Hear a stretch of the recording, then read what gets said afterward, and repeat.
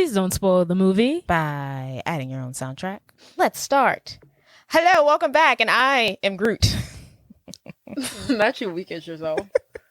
You couldn't hold that one in, huh?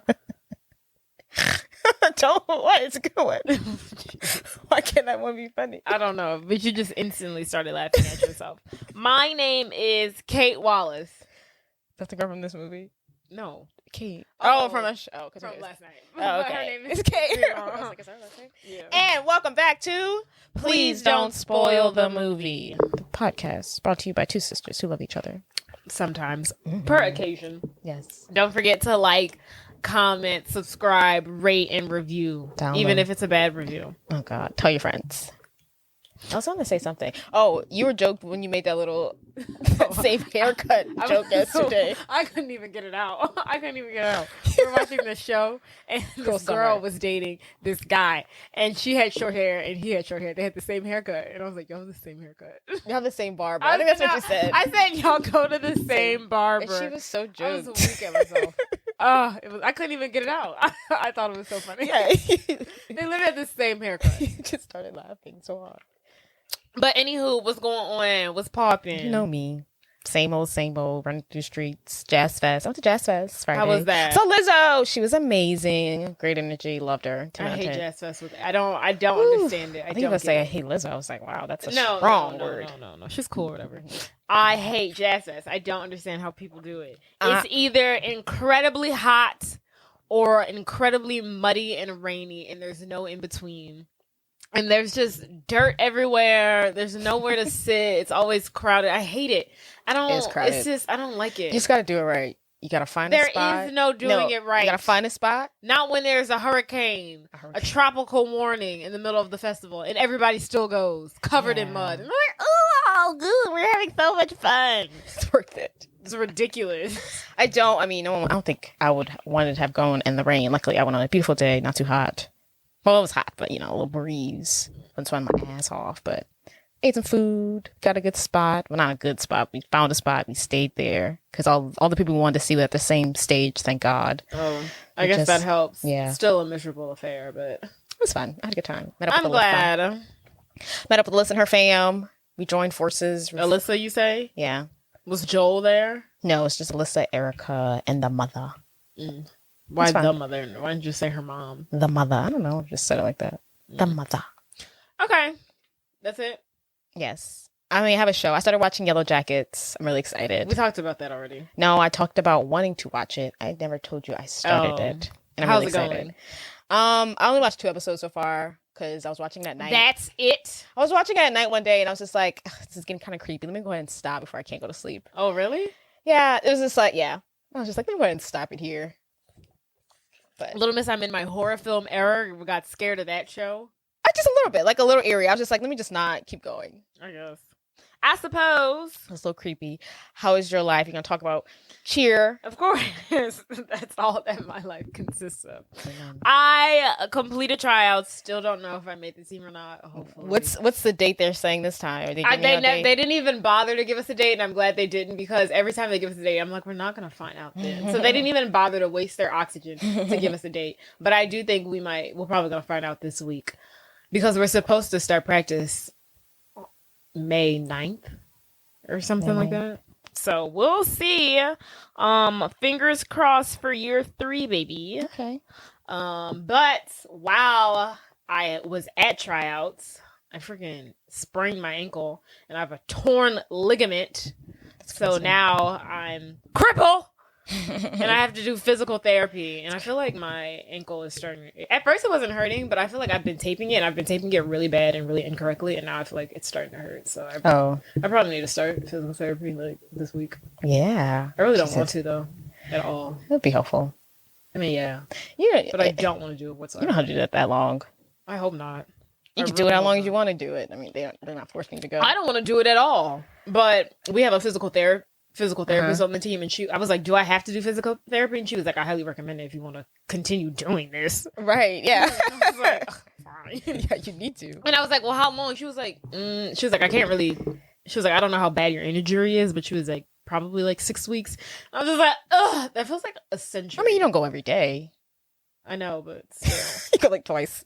I think when I did physical therapy for my foot, I maybe once or twice a week. But it's just like frustrating because I was like, well, are they open on Saturdays? They're not. And I was like, do they have appointments after 5:00? And she was like, no. So now I have to figure out my work schedule around going to physical therapy. Do you have to go to this place, or that's a free place? Or I don't think I have to go to this place, but I was like, where else am I going? I don't know any physical therapy locations. You would Google.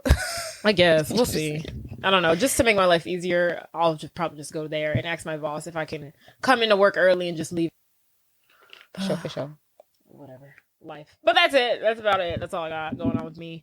On my end of the stick, in my neck of the woods. Me and Jade and my mom, we watched Cruel Summer yesterday. I think we liked it. I know you. Still, I had to go to sleep telling myself that it's just a show, Jade. It's just a show. It's just a show. You're really bothered by it? I was so infuriated, so enraged, so engulfed with anger. Like, I literally was like tossing and turning. I was like, this evil bitch. Oh my God. No. I was literally like that in my freaking sleep. Because I was so disturbed by how it ended. It didn't affect me because the reason why I watched the show. Because you already seen it. Yeah. I already saw that point. I wish I hadn't seen it, but I was like, what's going on here? So that's why I watched it. But yeah, I saw that coming. For all of you who aren't familiar with the show, it's about this girl who goes missing, and it documents the year before she goes missing, the year while she's missing, and then the year after she's been found. So 3 years, and it's set in the 90s. And then also it documents the girl who kind of like ultimately takes her place while she's missing. So it's like because the girl who goes missing is popular. Yeah, the girl who goes missing is popular. And then while she's missing, this nerdy loser girl like ultimately takes her life. Well, not really, but she becomes the new popular girl. Yeah. Very interesting show, except for the ending or whatever. The ending was interesting. I mean, the ending was it was gagged. Whatever. Ugh. Yeah, it's pretty messed up, but I'm glad that they solved it. Like, even if she definitely knew the girl was down. Well, we didn't solve it, so. No, I mean, we didn't crack the case. Well, I'm glad that her life wasn't ruined. Like, I don't think she. Which one? Jeanette's. Like, I still, even though I know you didn't want her life ruined. No, it wouldn't have made me feel good. It would have made me feel. I mean, I mean. For a year, people thought she did it, so she really, I mean... And now she's innocent. Yeah, let me see. No, because she's not innocent at all. I'm thinking she's probably learned from her mistakes. She will not. I hope she takes this not to the grave. I hope she's taking that to the grave. She compartmentalized that. That didn't happen. Whatever. Onward. I don't want to talk about this vile human being anymore. It was a really good show. Watch it, I guess. What else is going on? That's all we got? Yeah. I got some vacations coming up. I'm really excited to take coming up? Some vacations coming up. Oh, it must be nice. I feel like I don't take vacation. Where are you going? I can't. Where are you going? Yeah, you need a job. I'm gonna keep telling you that until you quit. Honestly, I don't even think I can't. It's not because I can't take vacations because of work. I can't take vacations because of Saints here. I know, because you use it all for them. Yeah. Yeah. I mean, with your old age. Right. The way these knees are starting to look, baby, if I make it this year, they got one more year out of me, and then I really think I might be done because, oh my God. One more year after this year, or this is the 1 year? No, one more year after this. So this is going to be year 3, hopefully. And then I think I'll do year 4, and then that's it. You think you could do a year 4? Girl, I was trying to make it to year 5. Ooh. I was trying to make it Not to the year way 5. you come home. I have a concussion. No, this year, but the first year wasn't like this. This year, yeah. I come home with concussions and sprained ligaments and cracked knees. Yeah, I can't do this much longer. You'll be 30. Yeah, by the time. Who's the oldest person? Like, what's the average age for these people? Everyone's probably like 20-ish, 23, 24. Mm. I'm probably on the cheer side. I mean, we had guys on the team who were like 40. Oh, they're not doing what y'all doing. They're just holding all up. The cheer girls, there's a couple of us that are like, I'm 27, Courtney's 28, Kiara's 28, Lakin's 28, 29. Mm-hmm. So there's a few of us. Getting up there in age, man. Yeah. These knees ain't kneeing like they used to. Like, one of the girls on the team, Michaela, me and her used to like redo tumble together. Mm-hmm. And every time we go to tumble, we just feel like, whoo, Y'all be stretching first? Ugh. I need to start stretching. Oh no, I literally, my warm up is like 30 minutes. Okay. And like we'll be in there for like 2.5 hours. She's like, we've been here all day because you warm up for an hour and a half. I'm like, I'm not 17 anymore, Michaela. Yeah. I've got to do this. If I skip one stretch, I'm gonna tear something. Yeah, she's like, your warm up is like 2 hours. I was like, I don't know what you want me to tell you. Our warm up. I'm pushing 30. Yeah. She need to get into some yoga. Right. Honestly, I'm thinking about it. You can do some at-home yoga. Oh, I'm not going to do it if it's at home. I'm not. Okay. I assure you I will not. But yeah. Tay. That's enough about me and my decaying body. Jay, go ahead and tell the people what movie we're reviewing today. Think fuckboy. Think womanizer. Yes. Think master manipulator. Think man whore. Think 3 girls who are amazing, but they're dating somebody garbage. Think new girl in town. Think different cliques, different circles. Think thongs. Think single mom dating multiple guys. Think basketball. Think basketball championship. Think big parties.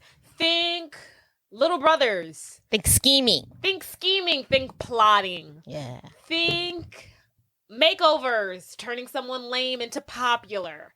And then that leads us to, drum roll please, John Tucker must die. Yeah. Party. My favorite type of movie. You know, when you told me you wanted to do this one, I was a little taken aback. I was like, why? I was like, not the one I would have picked. I've never really loved this movie. Oh my God. Love it. I'm doing this for you. You never loved John Tucker Must Die? No, I've actually always watching it recently, I was like, oh, it's not as bad as I thought. I still don't love it. But like when I was younger, I was like, I hate this movie. What? I don't think he gets his comeuppance. Like, oh, he doesn't. That's why I don't like it. It's realistic. Like, I didn't like how it didn't do it for me. And I think in the middle of the movie, the plot just like collapses. It falls apart. It's like, what are we doing here? You still like it. It's a good movie. Whatever. I mean, it's not an Oscar-worthy movie. I'll give you that, but I like it. It's no She's All That. It's no 10 Things I Hate About You. I don't like She's All That. It's no. I had to gasp. You don't like She's All That? No, I can't stand, and I can't stand the girl. I really. Oh my God, She's All That is literally like the blueprint. The blueprint. It has all the elements. I literally cannot stand it. It has girl. all the elements. I cannot stand her. It meets the equation. I cannot stand it. Has a prom. It has a makeover. It has a house party. It has a graduation. It literally has every perfect element needed for a 1990s teen coming of age romantic comedy. I like the plot. I just cannot stand that girl, and I just don't. Yeah, it's not my favorite. What's wrong with her? She's annoying. There has been many other movies with many more annoying girls in films that you like. I don't like, i.e. Twilight. So, oh, Jade. First of all, I like the books. I do not like the movies, and you know I do not like Kristen Stewart. Don't you do that to me. Well, don't you do that to me. I won't stand for the She's All That slander. I really won't stand for it. I don't understand. Since when? I didn't know you felt this way. It's always really have. taking me a bit. Yeah. Well, how do you think I feel about John Tucker Must Die? A movie where women get together and ruin a man. They don't ruin him successfully. It would be a great movie if they actually ruined him. It's not their fault they couldn't take down the patriarchy in this time period, but they tried. It's pretty realistic because at the end, the good guy always wins, and no one he ever, Where's the lesson? Men always win. The cheater, the schemer, the liar still comes out on top. The lesson is worry about yourself. If he cheat on you, go ahead and do your own thing. Let him beat. No, that's the lesson. No. I think he learned. I mean, he did learn a lesson. He stopped lying. Whatever. I see no growth. Okay, give us some facts. In a real world, this is reality. He would have been accused of date rape as soon as he left for college, and his daddy would have covered it up, and he still would have gone on to be the star basketball player. Maybe that would have happened. Had these girls not did this to him, maybe he just changed his whole course of life. One girl that didn't get date raped by this crazy man. Once a rapist, always a rapist. Once a potential rapist, always a rapist. Summary.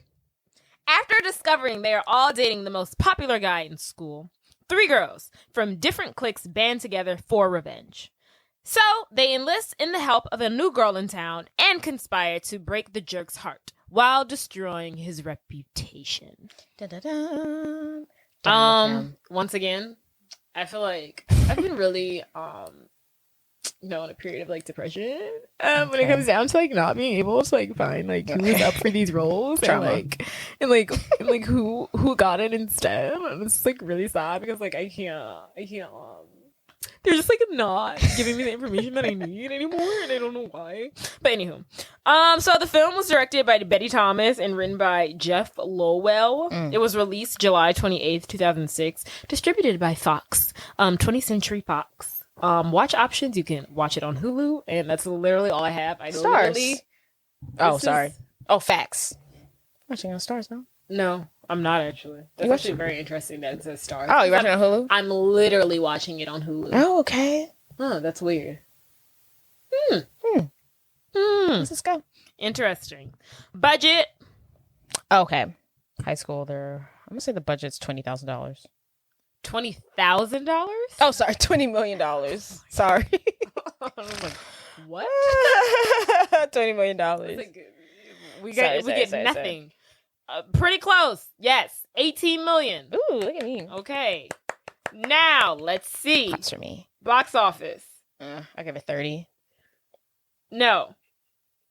50 million. Am I getting worse? You're better. 40 million. Should I keep going? No, you went down. You're doing good. Okay, 70 million. Okay, 68.8 million. Okay, we got a hit, baby. Did all right. Did all right. We got net profit. The kids are doing all right. Cast. We have Kate. We have Brittany Snow as Kate Spencer. Jesse McClaff as John Tucker. The most popular guy in school. Mm-hmm. Ashanti as Heather Montgomery, the head cheerleader. Yes. Sophia Bush as Beth McIntry. McIntry? Who cares? The vegan slut. Mm-hmm. Ariel Cabell as Carrie Schaefer. The class president, Little Miss AV Club, yes. Future Harvard members of society, whatever. Penn Badgley. Is it not Bradley? I always thought his name was Bradley. I think it's Badley? Oh, yeah, something like that. That's a loop. As Scott Tucker, the lesser Tucker, the other Tucker. Jenny McCartney as Lori Spencer, Kate Spencer's mom, and that's literally all we really need to know. There's some good characters in here. Shout out to Ashanti and shout out to Penn. Ashanti. You know how excited I would be if I did a movie with Ashanti? That's crazy. Love her. I was reading when I was trying to find some interesting text. I really didn't find anything. But apparently the girl who plays Kate, Brittany Snow, we've also seen her in Hairspray, Pitch Perfect. Apparently her and Ashanti did something together back in 2002. I don't know what. A song? No, like a show, an episode of something. I don't know. Oh, okay, like a pilot. And Ashanti was like, yeah, she asked me for my autograph. I was like, that's such a bitchy. Oh, dang. I saw a TikTok that they were like really bonded over this movie. I did. I saw that too. But just like when reading it, I was like, okay, girl, calm down. She was like, yeah, she asked me for my autograph. I was like, okay, pump the brakes. When did this movie come out? 2006. Oh, okay. So when she was in her decline. Hey. I'm an Ashanti stan. I mean, yeah, love her, but by 2006, yeah, she was. Yeah. I know her career didn't probably go the way she wanted to, but I really like the life she's living. Oh, yeah, she does music things. She's giving auntie. I'm traveling the world. I sing every now and again. I don't know about auntie. She ain't got no kids. She hasn't reached auntie's age yet. Okay, fair. I'll allow it. But she's living her best life. She is. Rich, she looks no kids, great. The body has not aged a day. That's for sure. So the body is giving. Oh my God. I really appreciate the fact that she does not have she ain't got a man or kids. Right. Or BBL. Now Tracy Ellis Ross. Now that's another one. That's yeah, okay, auntie. I get what you're saying. Yes. She's amazing. Yeah. She's auntie. She's so weird. I think she is the closest I can get to a celeb. Like, I think we have... You relate to her? Yeah. Yeah, she's quirky. Yeah, she's quirky. I feel like I'm also quirky. You're just weird. That's what everyone says to me. And I'm like, that's a strong word, weird. That's hilarious. If I do a little bit offensive, I'm like, hey, I'm just it's fun. They're like, no, you're weird. I'm like, okay. I don't know if he looked it up, the word, but sure. Well, anywho, let's begin. Okay. Oh, I'm about to dive in. Oh my God, my legs. My legs. They hurt? Yes, everything hurts. Oh my God, my knees have literally been killing me. Oh my God. Oh my goodness. It's just... Maybe you need to start wearing those like braces or something. I don't know. I think I need to start getting massages. I guess. Frequently. Yeah. It's your knees? They massage your knees? Huh? They just be cracking. Ugh, there goes another crack. Jesus. Oh, okay. Let's begin. Ooh, I'm about to dive in. Let's So begin. the movie starts with a monologue from Kate Spencer. That's her name. Explaining that throughout her whole life she felt invisible. It's giving like the beginning of Mean Girls. And she felt like a loser. And she basically says her love life is terrible due to the fact that her mom doesn't give her her mom's hot, and she kind of takes away all potential suitors whenever they see her hot mom. She's living in her hot mom's shadow. Exactly. She also explains that her mom dates a lot. Usually the men are not good for her. They're like hit it and quit it. She calls them skip. And that's all they do in the end. They just come by, they have sex with her mom, they dip out. So basically Kate does not have a positive view of the men in her life. And because her mom is always going through these, half-ass relationships, every time she goes through a breakup, her mom is like, let's pack her stuff up and move to another town. Chaotic. So Kate has no stability whatsoever in her life. And because of that, she has not been able to make any friends because she's always moving because her mom is just not a fit mother. And she has just no stability, no security, no nothing. And no male figure in her life. Nope. Trauma.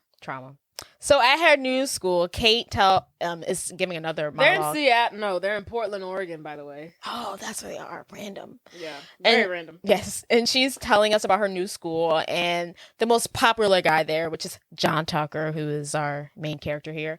He is rich, hot, beautiful, tan, loaded, the star of the basketball team. He's everything you would want in the most popular guy in school. Right. He's got it all. He's got the magic. He's got it, especially the rich part. Yeah, the rich part. It's amazing. Rich, hot, and athletic. Yeah. He's got the money. That's a trifecta. Too. Yeah, that's a trifecta. They're not always rich. Yes. Middle class, but he's loaded. Rich. So Kate is a waitress, and while she's at work, she sees John Tucker go on 3 different dates with 3 different girls. One is Carrie. She's the chronic overachiever. Then we see the head cheerleader, Heather. Ashanti. Yes. And then we see the pretentious vegan activist, which is Beth. Oh, girl from... What's that show called? Oh, she was on... oh, my God. One Tree Hill. Oh, yes. Our One Tree Hill sister. And I just want to point out, he's making these really nice dates. These aren't like... They're not McDonald's. Going to Buffalo Wild Wings. He going to a fancy dinner. They're not going to Chili's. That's not how you know he got money. I didn't go on fancy dates in high school. Not like that. Oh, yeah. Except for prom. That was the only time. And it was. Well, he's loaded, so that's why. I don't know why anyone could get used to this. I would be so pissed if I was a waiter and I was serving like 15-year-olds. Oh, absolutely. Get out of here, dude. Absolutely. Get out of here. 100%. That's so annoying. Oh, jeez. I would punch him in the face. Like, oh, kill me now. So Kate learns from her coworker that John dates different girls from different cliques at school, so they never interact. So they never know about each other. And then he convinces the girls to keep their relationship secret by claiming his father forbids him from, dating during the basketball season. Yay. If I'm dating the hottest boy in school, I'm telling everyone. Literally. Everyone knows. Literally. It's not a secret. I'm not. I'm texting, I'm DM, I'm putting on my Facebook post. Especially the way they make him out to be on this movie. Like, they make him out to be like Jesus Christ reincarnated. Everybody gonna know. God. Like, he is just... so untouchable, so perfect, just so, That's what the girls did it wrong. One girl should have been like, he's my boyfriend, and been very possessive and told everybody in the school and been a bitch to everyone who tried him. That's how you secure a man. He would have dumped her. No, you can't dump her. I'm crazy. No, he definitely would have dumped her. I'm crazy. You can't leave me. He definitely would have dumped her. So, Kate definitely sees John throughout the movie rotating these 3 different girls around. It's very evident that he's dating these 3 different girls. And then one day, You leaving? Come on in. Let's see the outfit. Oh, you look cute. Cowgirl. You're so matchy. Bye, Mammy. Have fun. Bye. Our mommy's going to Jazz Fest, and Yeah. she interrupted our recording. Anywho, so one day we're in PE class. Oh wait, no. Yeah. Wait, no. I want to say this. So she's seeing him rotate all these different girls. And of course, since these girls are in different cliques in his head, he's like, at no point ever will they ever talk to each other. Mm-hmm. And I will never get caught because they're in these 2 different cliques. But this is where he messed up. Right. One day, he's walking down the hall. He's putting on his charm. Apparently, his charm works on literally every female to ever exist. So he's walking down the hall. He bumps into the semi-large PE teacher who he sees. He gives her a little wink. This lady's like literally in her freaking 50s. He gives her a wink. She literally gasps for air out of his gorgeousness. And it causes her to pass out and have some sort of mini stroke. And as a result of this, he forces this woman, because she gave him a wink.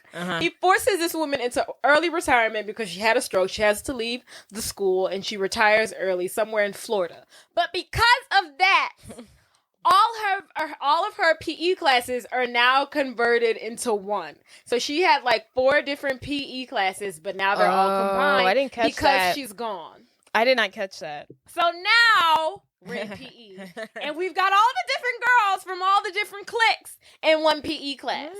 And now this is where the drama unfolds. Good point. So at PE, the group PE that I didn't realize was everyone's got to be in the same PE class. It's volleyball. That's what we're playing today. And on the team is Carrie, Heather, Beth, and Kate.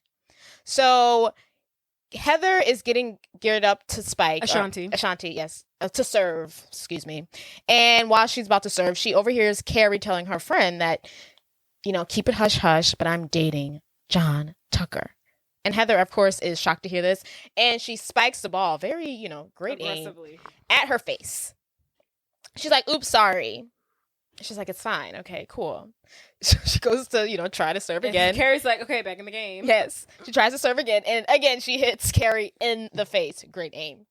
So at this point, Carrie's like, what's going on here? Like, what's your problem? What's your problem? So they basically start to fight over John Tucker. I'm dating him. No, I'm dating him. No, I'm dating him. No, I'm dating him. So they get into like a tussle. A tussle. That's the word I'm looking for. And they're tussling. Don't fight me because I know you girls like to tussle. I know. You ever seen that video? No. What you said? Don't fight me. Don't fight me because I know how you girls like to tussle. That's funny. So Beth, the vegan hipster, peace, love, and all that jazz. She steps in and she's like, hey girls, no guy is worth fighting over.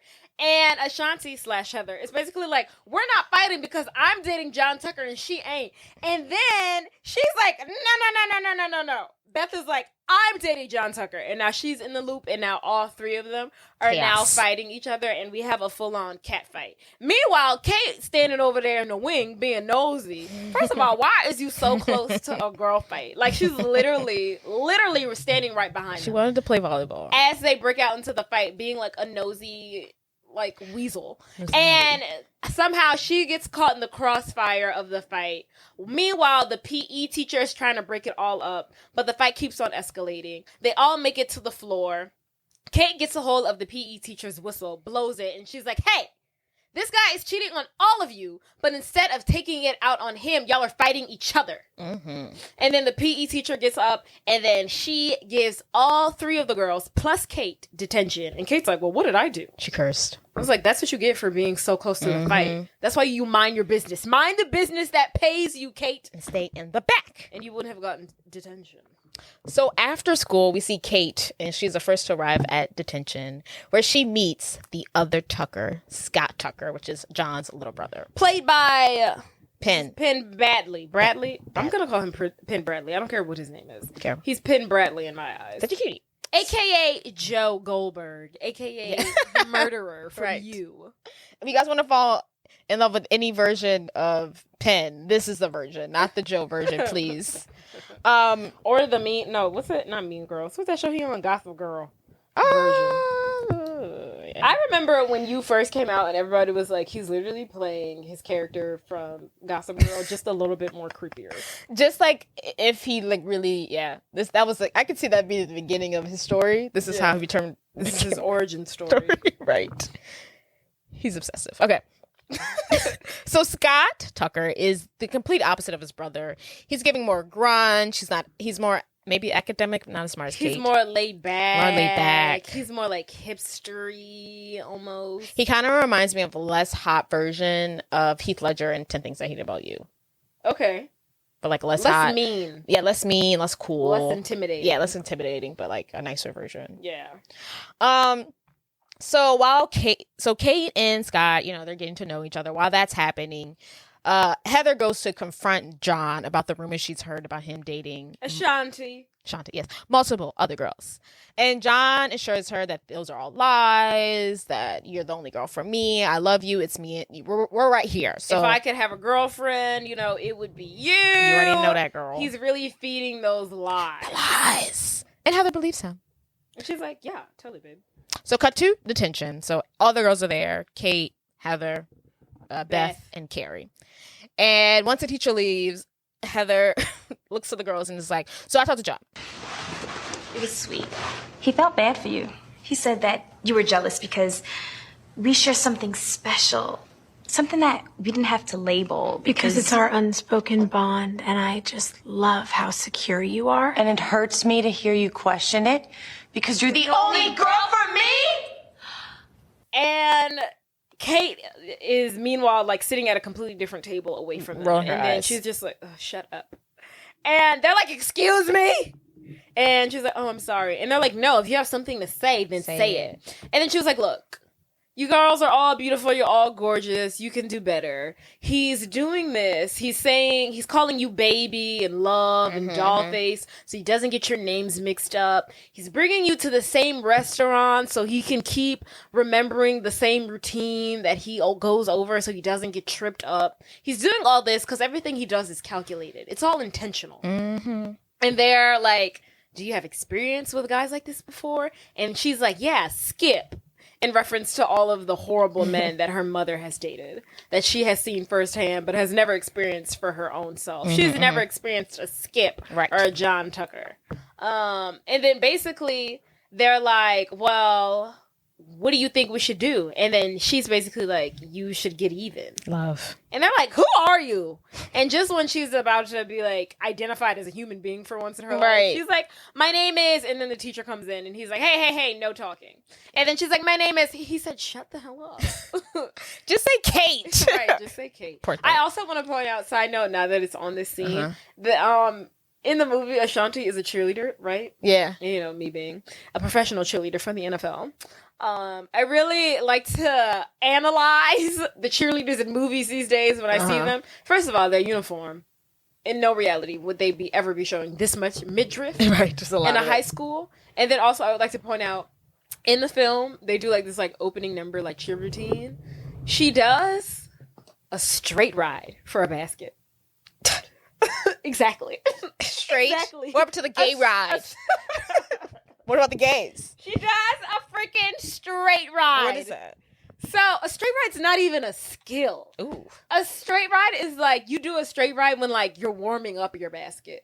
Like a straight ride is like, okay, I'm like doing a basket with like these two guys who I've never done a basket with before. Like, let me get my timing. Or like, oh, like I'm about to do a basket. Like, let me warm up. Let me do a straight ride. So she just goes a straight ride isn't a skill. Just like up? It's literally like you go up and then you come back down. Oh, it's like okay. it's for you to get your like timing. It's like a pose. And they put it in here. First of all, I know she has never done a basket before in her life. I know she was probably shit-faced, scared That's when terrifying. she did that. So I give her props. But I was just like, why would they put that straight ride in here? Are they serious? Are they serious? It's a freaking straight ride.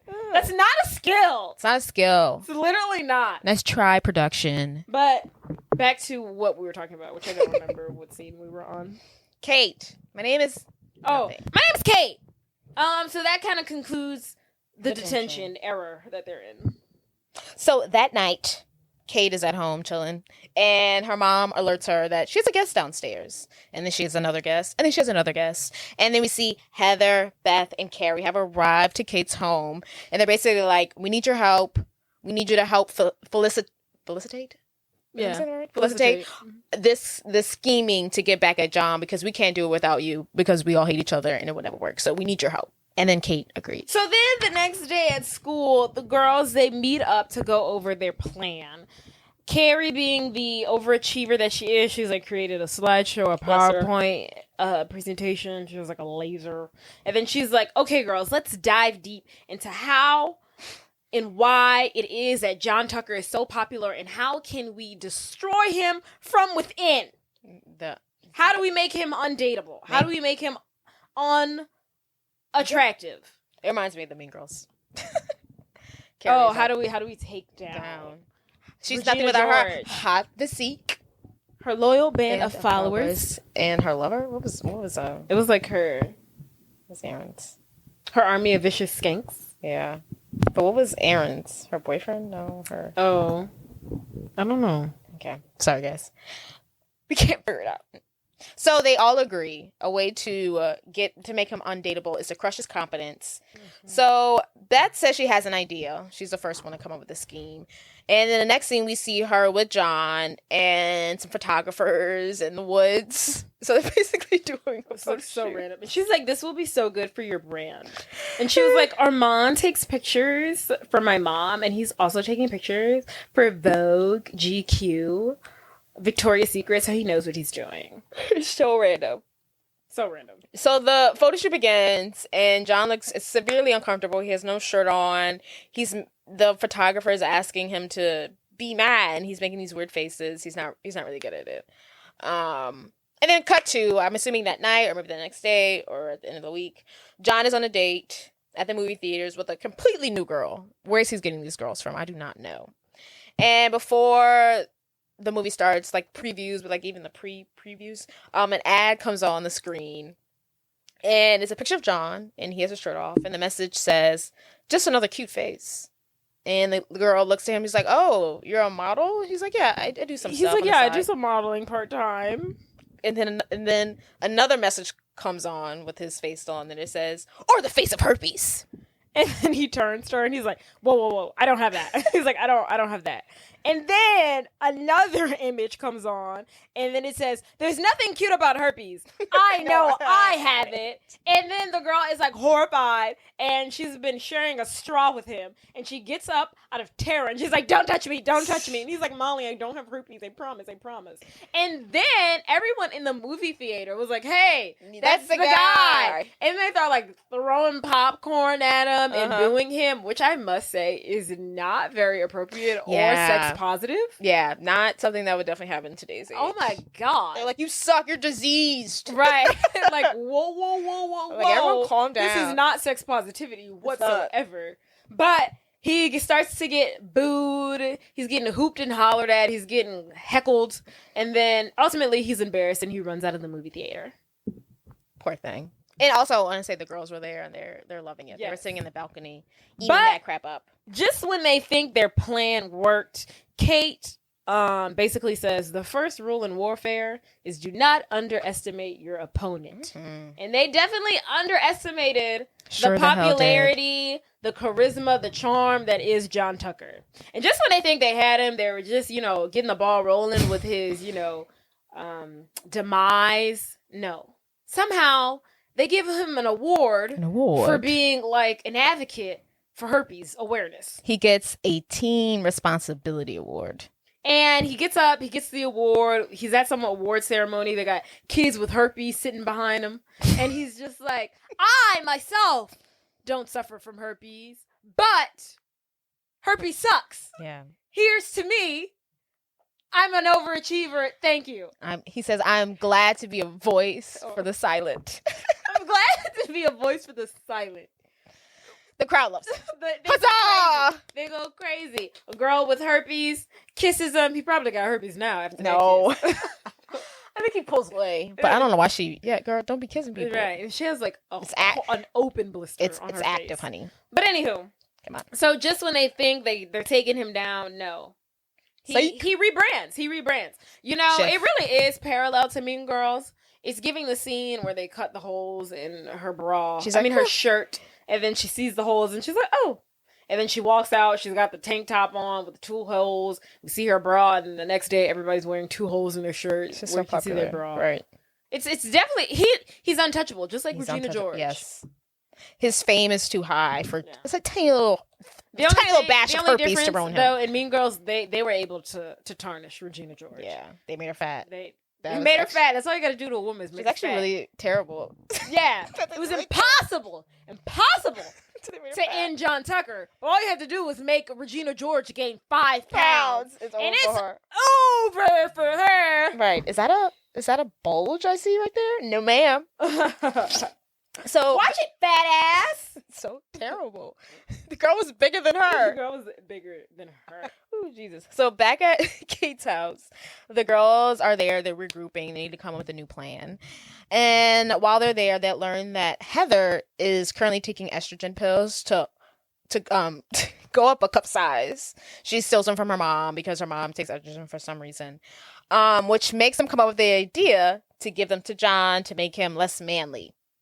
Estrogen, you know. Mm-hmm. So at John's basketball practice, we see Heather. She sneaks in to pour. I guess she mashed up the estrogen pills and she pours them into John's protein. And he's like, "Hey, babe, how are you?" He's getting ready to take his protein shake, and she's like, "You know, you're looking a little less toned. You might need to go up a couple doses." And he's like, "Oh, really?" He's like, "Yeah." So he takes extra protein with the estrogen, and he's hooked on that crap. So cut to, we see Kate.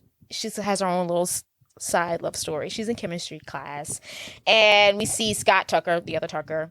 He needs a lab partner. He goes to Kate and he's like, do you need a lab partner? I need a lab partner. The two are hitting it off. They're flirting. The chemistry is building. It's there for sure. They're definitely, at this point, good friends, you know. It's there. There's definitely a little chemistry, a little flirtation, a little vibe. They're perfect cast, these two. So next we see he is. I don't like her. I don't like her voice. Oh, I love her. Her voice is annoying. It's disgusting to me. Yeah. Okay,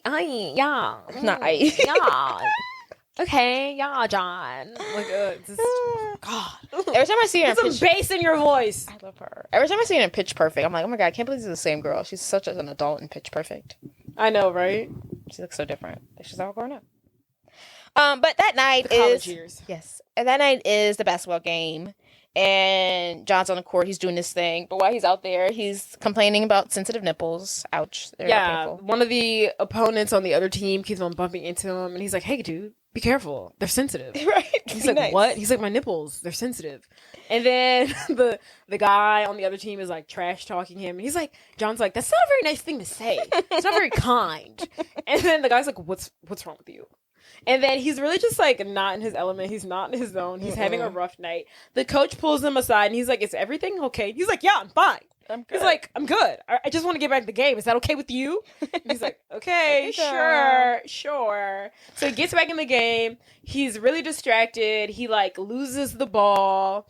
And he's like, see what you guys are making me do? You're making me mess up. And he's just really starting to get more and more and more emotional throughout the game. It's like, okay, dude, calm down. So as that's going on, he finally, I think it must have been he needed the win.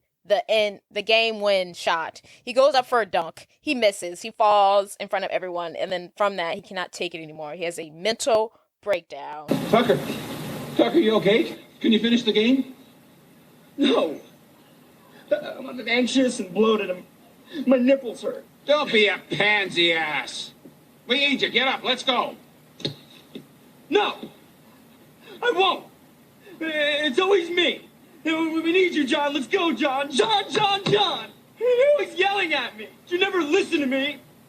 What about my feelings? And he runs off crying. He's out of the game. Everyone's like, what the hell is going on? And he has completely not only fumbled the game, but embarrassed himself in front of everyone. Yeah. And then the girls are all kind of sitting at different areas in the gym, and they're like, oh my God, did you just see that? We're back in, baby. We're back. We're destroying him. We can do this. They think they're doing great. That is until a couple other hot girls in the school. How many hot girls go to the school? Right. Infinite. First of all, the first girl, her teeth were a little janky. Oh, wow. And then the second girl, her bangs were just, ugh. It's like, what is going on with those bangs? The bangs. But then she had the bangs, but then her hair was doing that little, like, flip up thing. Oh, yeah. It was disgusting. I was like, not here for it. First of all, the biggest crime in this film, I would have to say, is the fashion. I mean, some of the worst I've seen. I just think that the 2000s, like 2004 to 2009, was just like a really bad fashion era. Yes. So that's obviously what it's chalked up to. But it's just like, oh my God, every outfit that they have on, I'm just like, what are they wearing? It was a hard time for us all. It was a hard time for fashion. It was. In the mid 2000s. Nothing was good. Oh my God. Nothing like the 90s, the early 2000s. Fashion was killing it. Was flourishing. Yes. Once we hit 2004, we hit a dark. It was very Disney. Let's just throw on accessories. Let's just throw on crap. Let's just put on as much garbage as possible. Right. Oh my God. The hair, the clothes, just some of the worst we've seen. But anywho, so the next day, John is kind of ultimately being scolded by the members of the basketball team for his very feminine outburst. No one's kind of really talking to him. No one's really engaging to him, especially from his male counterparts. But then we see a shift when one girl approaches John and she's like, hey, I just want to say a guy who's in touch with his emotional side is so attractive. Here's my talk hotline. And she gives him her number and she's like, I stay up really, really late if you ever want to talk. And just like that, back on top. Everyone sees it and he's back on top. Then we see another girl walk up to him and she's like, hey, I just want to say you bearing your soul like that on the court was so beautiful. And then we see another girl saying basically the same thing. And then the girls are just trickling in. And of course he's back on top because he's getting all the girls. Yes. And all you need to do is get all the girls and then you're popular again. Exactly. And to John, this must like awaken something in him because he goes to meet with Beth, Heather, and Carrie. And he tells them, so I've been doing some me work, and it's really been clearing things up. And well, you know there's only one girl for me. But I don't think that girl's you. I mean, we had a fun run. You know, I'm just ready to find something deeper, more complex. So, we good? So we see a montage of him basically breaking up with all three of them. Ouch. First of all, he's like, there's only one girl for me, but you're not it. Well, who the other girl is? Because you ain't found her yet. He's got to keep searching. He trifling.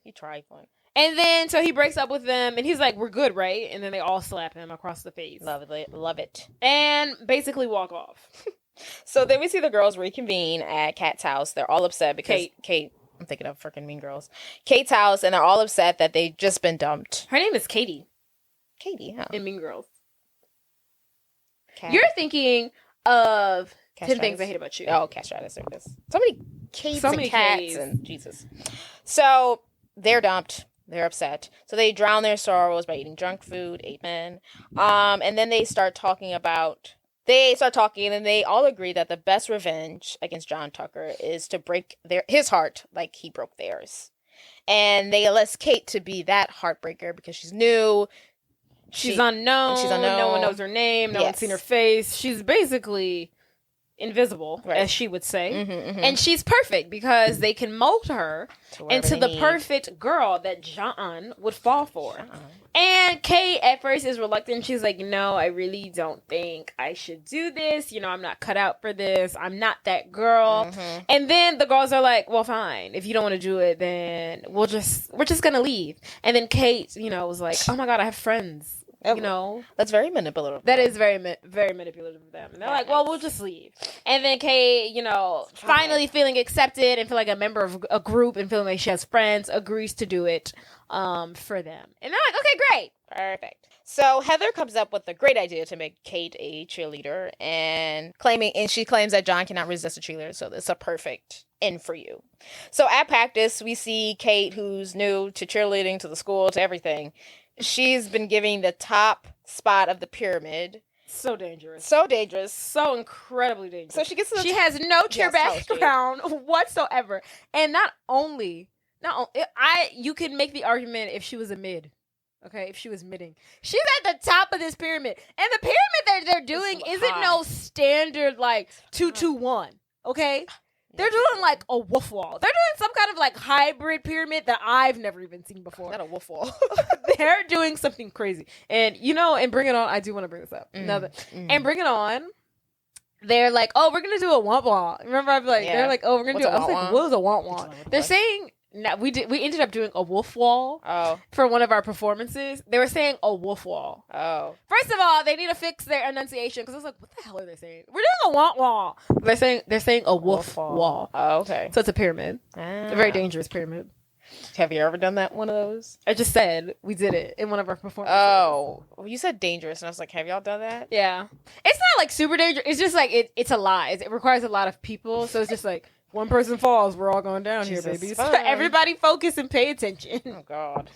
But yeah. So they're doing this very intricate pyramid. And this is her first day dangerous. But anywho, Heather was like, you're going at the top of the pyramid. She goes at the top. Some kind of way she gets up there. But ultimately, she has no type of coordination or stamina. So of course it's cardiac attack. So they fall to the ground, and Heather's like, look, it's fine. If you can take out this entire pyramid, if you can take out John like you took out this entire pyramid, we'll be fine. I'm surprised no one died or, like, injured. Yeah, that was first of all, that fall, the real cheerleaders in there, I'm not doing this. Like, I'm sorry. You want me to fall from this very high pyramid? I'm not doing it. I'm out. Y'all better put some mats underneath me? Absolutely not. And right. They sprain don't have any mats. my ankle or my wrist or break a... No. Ruin my career? I don't think so. I don't think so. So, after practice, Heather is basically teaching Kate some new skills, one of them being attitude. She has no attitude, whatever. So, Kate is practicing her attitude giving skills, and while she's doing that, John goes to talk to Heather because he's caught the eye of Kate, and he's basically like, she's cute. And Heather tells him she's not into high school guys, don't worry about her, and the two run off because the seed has been planted. So while they're walking, Heather tells Kate that, John said she was cute, and Kate acts super nervously. She's like excited. She's like a little schoolgirl. She's like, oh my God, he said I was cute. Should we go do this? Should we do that? And to this, Heather is very alarmed, and she calls an emergency meeting with the other girls. So they meet in the girls' room, aka the bathroom. And Heather pulls out Carrie, and she pulls out Beth, and she's like, I think we might be sending Kate out there way before she's ready. And then Kate's like, no, I got this. I'm fine. And then Heather's like, okay, tell them what John said about you earlier. And she was like, oh, that I was pretty? I mean, like, yeah, he said I was pretty, but, like, that really doesn't mean anything. He's probably just saying that just to be, like, manipulative, blah, blah, blah, blah, blah, blah, blah, blah. And Kate alarms now Beth and Carrie, and they were basically like, Beth says something to the effect like, Kate, I thought you said you had experience with guys like this. And Kate is like, yeah, I see my mom date guys like John all the time. And then Heather is like, but do you have experience dating guys like this? And then Carrie's like, do you have experience dating at all? And Kate's like, well, define dating at all. And they all kind of burst out into hell fear. no. And they're like, oh my God, she doesn't know what she's doing. And then Kate's like, you're right, I'm totally in over my head. And then they all kind of calm down. It's cool. They calm down. And they're like, look. We talk to John, let's count to 3 before you answer any of the questions. And don't show John any interest. And that should work. That should get his attention. So after or later that day, John goes to talk to Kate because he's got his eyes set on her. And he asks her a question like, hey, how are you? Where are you from? Blah, blah, blah. Kate doesn't respond because she's doing the 3-second rule. She's counting 1, 2, 3, like they told her. Yes, but and by the time she counts to 3, he's already asked her another question. So at this point, he's like, okay, do you want to go on a date with me? And she's like, no, I'm good. I really want to focus on other things right now. So he's very shocked to hear this. In the background, we see Carrie recording the whole situation. She's trying to do it nonchalantly, but she has a huge camcorder. I'm like, girl, we see you recording us. Okay, so John is distraught to hear that she told him no. And the next scene, we see Kate in chemistry class. She's with her lab partner, Scott. The other Tucker, her true love, but she doesn't know that yet. And he's basically trying to ask her on a date, like low key, but he doesn't want to like kiss. Is he? He was like, so I like movies. Do you like movies? Did you ever want to, like, he's just like very like, he's getting somewhere, but very slowly. Gotcha. Before he can get there, a group of boys just coming in and out, delivering flowers to Kate. And on the intercom, we hear John. He basically gives Kate his number, and he's like, call me. While delivering to her a bouquets, multiple bouquets of flowers. And he's like, hey, Kate, if you're listening, here's my number, 556784. Call me. Call me, girl. So back in the audio room, this is where the girls gather. Carrie reveals to all of them that she plans to document and record the activities that they're doing as an expose on how they broke John Tucker's heart. So in the school hallway, John goes to talk to Kate about the flowers that he gave her, and she basically blows him off. He was like, why didn't you call me? She was like, I didn't have a pen. Bye. I will say she's very quick with the comeback. Right, love it. I didn't have a pen. That's a great one. Didn't have a pen. So John goes to talk to Scott. And he's like, hey, you're chemistry partners with Kate, right? Mm-hmm. And then he's like, yes. And he's like, okay, tell me something about her, what makes her tick, yada, yada, yada. And then Scott's ultimately like, well, I don't really think she's your type. And then John's like, girl is my type. Boo. And then he's like, okay, well, I don't think you're her type. Because she's into old school Elvis Costello. She likes obscure podcasts. She's deep, bro. And he's like, hey, I'm dating the entire poetry team. I'm deep. And then Scott is just like, well, I don't really think this will work out for you. I will say the fact that she listened to podcast back in this time, I was like, tell you that I didn't know what a podcast was. At no point. I remember someone telling me about a podcast in 2015. I was like, what the hell is that? Yeah. Like, NPR, get on my face. I was like, when he said that, I was like, they had podcasts back then, right? Exactly. How were y'all listening to it? Right. You mean the radio? Like, he listens to obscure podcasts. I was like, there's normal podcasts? Exactly. She's listening to the obscure ones. Exactly. There's regular ones? Exactly. I was like, whoa. But anywho, so after getting this intel, the next day at school, Scott, the other Tucker, is walking with Kate, and he tells Kate that John has asked him to get intel on her. And then she's like, oh, really? And he's like, yeah, but I wasn't supposed to say anything. I was supposed to be really coy about it. So is that working? And obviously he is not doing what he is asked to do by his brother. And then basically they're having their little moment and everything. And they're vibing. They're talking. They're having their little chemistry moment. Yeah. So after school at the basketball game, but that's it. That concludes. Oh yes, that concludes that. So Kate, a cheerleader, has to perform at the basketball game, and she expresses her concerns to Heather about playing too hard to get with John, and maybe he's not interested anymore, and she's very concerned. And Heather's like, calm down, the plan's gonna work. And then Kate's like, how do you know that? And she's like, I just know. Then seconds later, during the game, in the middle of dribbling the ball, John comes up to Kate on the sidelines of the court, and he's like, hey, Kate, how's it going? And then she's like, you're kind of in the middle of a basketball game. She's like, I'm doing fine, how are you? And he's like, not so good. This girl I really like, she doesn't even know I exist. Love. And then he's like, hey, look, there's this party at the beach this weekend. Will you come with me? And then the coach, everybody else is like, hello, you're in the middle of a basketball game. Can you shoot the ball?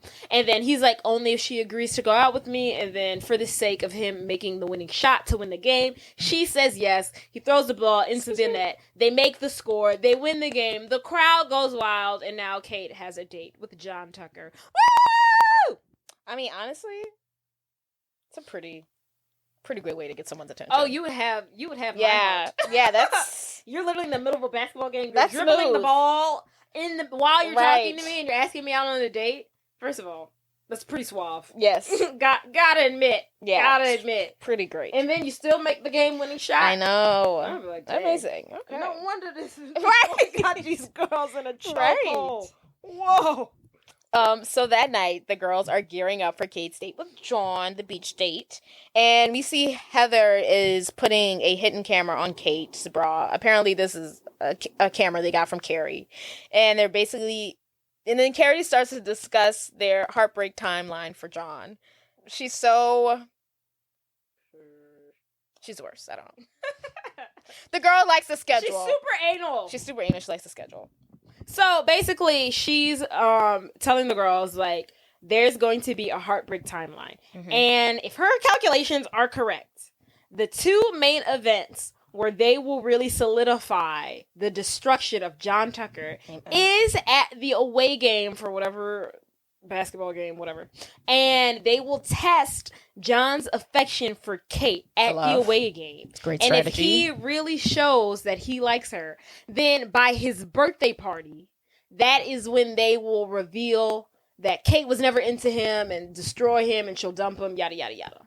So they test his love for her at the away game and destroy him at his birthday party. Love.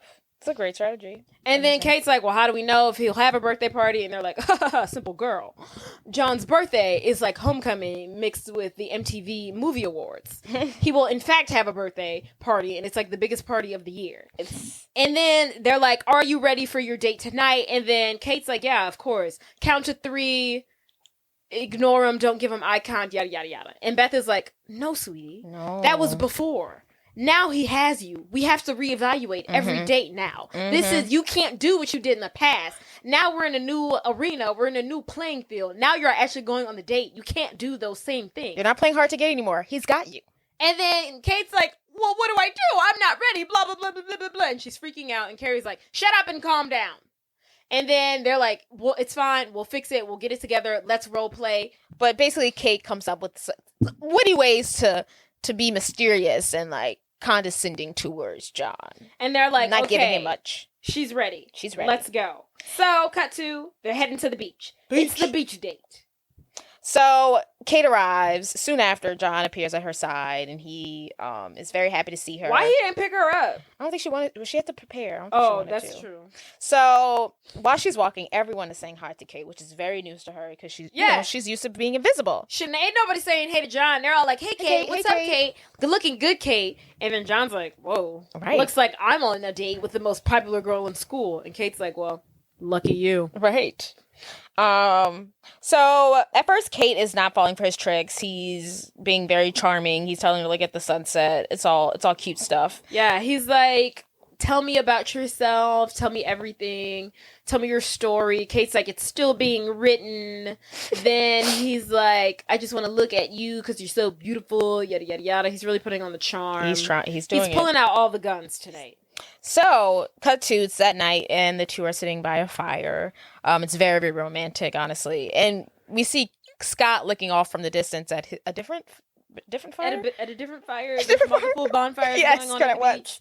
There must be, like, the cool bonfire and then, like, the not-so-cool bonfire, maybe. And that's where Scott is sitting, watching. Meanwhile, Katie, Carrie, and Beth, not Katie, what them girls' names is? Beth, Carrie, and Heather are somewhere in the cut, watching at a distance on the camera. The camera that they have on. At this point, the night's winding down, and John is like, hey, can I take you home? And she freaks out because this was not in the plan. She's like, yeah, sure. So first they have to pee. First she has to pee, and then John's like, okay, you go pee. I'm going to go talk to my brother to check on him to make sure he has a ride home and everything. I'll meet you at the truck. So then Kate goes to the truck, and then she's like freaking out. She's talking to Beth, Carrie, and Heather through the microphone. She's like, hello, I need help. What do I do? This wasn't part of the plan. So then she's in the truck. Beth arrives, and she's like, hey. Beth hops in the car, and she's like, look, it's going to be fine. He's going to try to kiss you. You know, just like lean into it, yada, yada, yada. And then Kate's like freaking out. She's like, I don't think I'm a good kisser. I don't know how to kiss. And then Beth is like, oh, fine, I'm going to have to show you. So then Beth leans in. She pretends to be John. And then she's like, what you have to do is you have to grab that beautiful neck of his, lean into him, and then just plant one on him. And then they ultimately kiss. And then while they're kissing, some like little 14-year-old boy is like, holy John Lamma. Kiss her again. Do it. Get out of here, you little perv! If you notice, he says, holy Jamma Lamma. And then at the beginning of the movie, when that guy's giving her brownies, and he sees her mom, he says, holy Jamma Lamma. Legit, holy Jamma Lamma? Holy Jamma Lamma. Okay. I've never heard that word before. Yeah. Holy Jamma Lamma. Jesus. So, He's like, holy Jamma Lamma. And then they notice him and they're like, get out of here, you little perv. And she flashes on the lights. And then when she flashes on the lights, John emerges and he gets in the car. But Beth is in the car, so she hurries and hides in the back of the trunk. Luckily. So on the way home, they're driving. Carrie and Heather are also notice that Beth is still in the truck and they're concerned. But they're driving home. John is putting his investigating skills to the test, and he's put on some. What is it, John's? What's that guy? Oh, he puts on some Elvis Costello, and she's like, "Oh my God, you like Elvis Costello? This is like my favorite artist." And he's like, "Oh yeah, me too." He's like, "Oh yeah, I totally love him." Yeah. He's never listened to Elvis Costello a day in his life. Never. He doesn't even know who that is. Doesn't. Neither do I. Yes, neither do I. So Kate's like warming up to him. It's working. So they finally make it home. But to give Beth some time, Kate's like, hey, can you walk me to the door? At first, so John walks her. And at first, before they get like all the way there, John's like, hey, I could walk you all the way to the door. But I don't want to be tempted to kiss you. And if I don't want us to move too fast and ruin what we got here. Because I really like you. I really like you. And Kay is still kind of looking at Beth trying to escape the car. But Beth's skirt gets caught to his car, so she's kind of stuck. Mm-hmm. And so when he's like kind of professing how he doesn't want to move too fast because he really likes her, to give Beth more time to escape, she pulls him in and tries to kiss him. They butt heads. She bobs when he tries to weave. She tries again to give Beth more time to escape, and she kisses him. But when she kisses him, the sprinklers go off, so they run to Kate's doorstep. And now they're wet, and it's romantic because they're wet. And then now they kiss again. But this time, even more passionate. There's tongue involved this time. Slut. So they're doing like a full-on makeout at this point. But then the camera recording device that she had on gets wet from the sprinklers, and now sparks are kind of flying. Mm-hmm, and she's like literally getting electrocuted. But, you know, what's it called when you rub and then condensation? Condensation? Oh. No, when like it's like when you like static. Uh-huh. So like the static from her getting electrocuted from like the camera. Like, no, it's not static. Electricity, maybe the electric static. I don't know. From her getting sparked from the camera, it hits him. Yeah, it hits him. So what he thinks is like an actual spark is literally like science, like an actual, whatever. And he's like, ooh, wow. Are you trying to say they're getting electrified or electrocuted? Yes, I don't know. There's like an electric spark. He thinks it's like a romantic spark, but he's actually getting shot electrocutically. Electrocutically. Electrocutically. Yes. just spit that out. Woo! Jesus. My God. Words. Someone tell us the word we're looking for. So she shoots him with sparks. I don't know. So she's like, I gotta go. So she runs in the house. She rips off the camera because she's getting electrocuted. He touches his lips and he's like, wow. And then so Beth has made it. Beth has been able to run off and meet up with Carrie and Heather. Yeah. And then John drives off. So inside, Kate's mom is like, hey, what's up? And basically her mom is like expressing concerns about what they're doing with John because she knows they're scheming against him and have some type of plan. And Kate's like, I do not take advice from you. You don't know what you're doing when it comes to dating men. Hush it up. And her mom is like, who are you? You're acting really different. And she was like, a month ago, you wouldn't have liked the person that you're becoming. Mm-hmm. And then Kate was like, a month ago, nobody liked me. And then her mom was like, I liked you. Right. And then they're kind of just like having this like weird like standoffish moment. Kate's like, look, I'm sorry. It's just like high school, life, trauma, blah, blah, blah, blah, blah. And they kind of part ways for the night. Yeah, her mom is like, don't forget who you are. Yeah. Good night, Mom. So in the next scene, we see the girls hanging out. They're at Kate's house. Again, I think they're playing video games. And we see John, who's clearly falling for Kate, drive by her house, and he's sitting across the street from her home. Just watching like a stalker. It's a little creepy. And so weird. He calls her up and he's like, hey, what you doing? And she's like, I'm hanging, I'm doing something. And then she's like, oh, hey, I might have to call you back. There's some guy standing outside my house. He keeps driving by. He's a total pervert. And John's like, oh, do you want me to, like, come drive by? And she's like, no, I'm just going to call the cops. And he's like, okay, cool. Well, I guess I talk to you later. And then, of course, the guy's him. Yeah. So he, like, hits a bunch of trash cans. Trying to get away. Tries to get away, and then he drives off at a high speed. Skirt.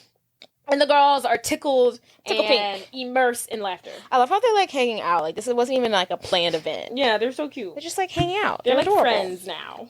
So the next night, Kate lets John take her out on a real date. It's at the restaurant that he's taking the rest of the girls, but it's a little different.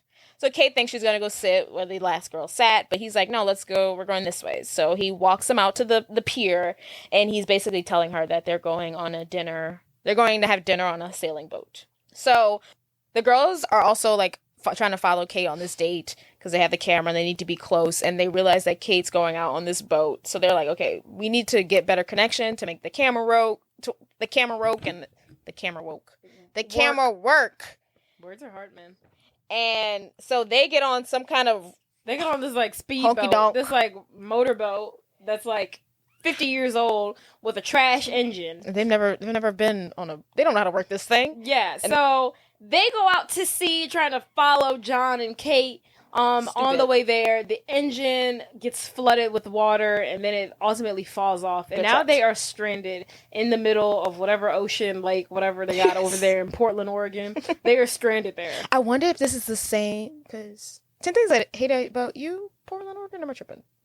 They are in Seattle. Dang it. Seattle. Similar. You get what I'm saying. Yeah. Portland, Oregon, and Seattle might as well be the same city if you ask me. Right. I will say, I've been to Seattle. It's very pretty. Very pretty. Nice. But anywho, so now Kate and John, we're back to them. This is really Kate's first moment truly alone with John. No and they're really having a heart-to-heart. They're really, like, vibing. He is, right? He's telling her that, you know, he plays this big, hard act, but he's, you know, really he's just trying in the world. He's got an emotional side to him, and everyone thinks he's like this big tough guy, Mr. Cool, but you know he's really just like everybody else. He's an everyday guy, you know. He's just trying. And then Kate, they're just like, you know, they're relating to each other on some sort of level. He puts like a flower in her hair or something. They slow dance. She's ultimately low key falling for him. I mean, if a boy took me out on a boat, if we're in high school, this is not even a prom. Yeah, it's a regular night. This is a regular date. We're going out on a boat. With candles? In the middle of nowhere? Like, nigga got money. Oh, my God. You got money. I feel like we have to get married. Right. We have to. I'm betrothed to you. Oh like, my God. what? You took me out on a boat and we're only 17? That is crazy. Could you imagine? It's not even like this is a sailboat we're on. Right. This is so romantic. And if he would try to break up with her, oh my God. It would have been too much. So their date goes swimmingly well. Love. They're both ultimately falling for each other on some sort of level or degree. Mm-hmm. So the next day at school, back in the audio room, is the girls, you know, cave. They want details about everything because they couldn't watch it, the date with John. But Kate is clearly, she's being like standoffish. She doesn't really want to share anything. And it kind of seems like she's starting to feel bad about everything they're doing to John, and maybe kind of likes him. And then Beth notices, and she's like, oh, I know that look. I know that face. She's falling for John. And then they're just like, okay, like, how do we fix this? How do we revert this? And then Carrie is like, you know what? I know how to fix this. So she goes off. She takes her little camcorder with her. She's such a detective. Right. She's a huge journalist. She breaks into the boys' locker room. She hides in a locker, and she secretly videotapes them. And then in the locker room, they're having, like, you know, male locker room talk, and they're all kind of expressing to John that he's whipped. And then he's saying that he's not whipped. And, of course, he says something incredibly sexist, misogynistic. He starts bragging. Man, you whipped! Whoa. Nobody is whipped. Okay, John Tucker is not whipped. Oh, here we go. Let's just say at tonight's away game, I'm gonna be scoring more than baskets. Bingo. Okay. Uncorker, then porker. Now that's my man. Slam dunk, baby. Uncorker and porker. Slam dunk. Slam dunk. So So, cut to, we see Kate. She's in chemistry class again, and Scott, her lab partner, is starting to add, a little more standoffish as he sees her. When do they show her the tape? Right at the when she does at the away game. Okay. So Scott is starting to act more standoffish now that he sees her, his crush, falling in love with his older brother. That can't be good on the family dynamic. And he tells her that, you know what, I got a new lab partner. Ouch. And then she's like, oh. He basically broke up with her. He literally did. Basically. He's like, yeah, I'm going to go back to being partners with Alex. This isn't working out for me. Yeah. You suck. So that night, Kate is upset about everything that's going on, and she's also upset to see her mom is going on another date with a previous Skip that she had been on a date with already. This is the pilot guy. Yes, and her mom is basically like, don't call him that. He's a nice guy. And then she was like, he's in town because he has a layover and he's probably finding someone to lay over. And I was like, ooh, girl. Why are you saying that to your mom? Her mom was like, who are you talking to? I was like, that's literally your mother. Yikes. I mean, her mom, obviously, what are they doing? It's not her fault that she knows her mom is up in there having sex. Like, she brings someone home every other weekend. Like, Mom. This is true. So her and her mom get in a big fight, and then she's basically like unpacking all of her trauma on her mother. She was like, why do you think I've never been in a relationship? I've never seen a functional relationship ever in my life, and that's because of you. Yada, yada, yada, yada. So she clicks out of her mom. She grabs her bag. She walks out the door, and she makes her way to the away game. And her mom's kind of left there like, I mean, I feel like her mom needed to hear this. Oh, yeah. I know her mom doesn't like new Kate, but this is something you need to hear. Oh, yeah. You need to be aware of how you're moving because it's You're affecting not me. good. Yeah. So she makes her way to the away game and she's saying how, like, I should be happy. I should be excited. I'm going away with all of my friends and yada, yada, yada, but I couldn't feel any worse. Kate's in her feelings about John. She's in her feelings about her mom. And she's in her feelings about Scott. Right. So that night at the away game, the girls come over and they try to get her ready for their plan. And they notice that Kate is no longer enthusiastic about the whole thing. And they decide this is a perfect time to show her the locker room footage they got of John. And upon seeing the footage of John being like, I'm ready to smash her, I'm not whipped, blah, blah, blah, blah. Scoring more than baskets this night. Exactly. Yeah. Upon seeing this, Kate is recommitted to the cause. That really lit the fire under her. She's back. She's back on the plane. I mean, don't forget who the enemy is, Kate. Right. Don't lose sight. Don't lose sight of the mission. He's a bad guy who does nice things, okay? Don't forget that. He's not a nice guy who did one bad thing. Okay. This is correct. Sorry. So, now the plan is in full effect. They give some lingerie for Kate to slip on to seduce John, ultimately. So she puts it on. I do want to say, she's good. They spray painted abs on her. Let her have her abs. But I was just like, why was this necessary? Because she had to be sexy. But it's just like, why did they spray paint abs on her? Because did you notice that? I didn't. I never noticed it younger, but as someone who has now forgotten spray tans and has had abs spray painted on me, I was like, wow, they really went crazy with the spray tan. Like, they spray tan those abs, like, they really contoured her stomach. I was like, this is a bit much. I was like, what was wrong with her natural body? That's the pressure they put on the female body. But anywho, so they spray painted abs on her, and they're like, oh my god, you look so good. Yeah. You look so good. So now it's time for her to do her video call with John. And during the video call, she's like, hey, I'm really lonely. And she's like showing off her like lingerie. And she's like, can you come visit? And he's like, oh yeah, I'll be right over. And she's like, but there's a problem.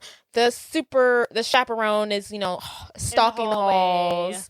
So you're going to have to come on the balcony 2 rooms down from yours. I counted. And sneak into my room. And he's like, through the ledge? And he's like, absolutely not. I don't think so. And she was like, yeah, you're right. It's totally crazy. She was like, it's fine. I was just really lonely and I was really looking forward to seeing you. She like slips off the lingerie on her shoulder. But she's like, if you're not about coming, that's fine. I guess I'll go to sleep. And then he's like, no, it's fine. I'll come. I'll be there. And then she's like, okay, great. And then she's like, I also left a present underneath your bed. He goes, gets the present. And it's a thong. And then he's like, oh, is this a little preview? And she's like, no, I actually thought you would wear it.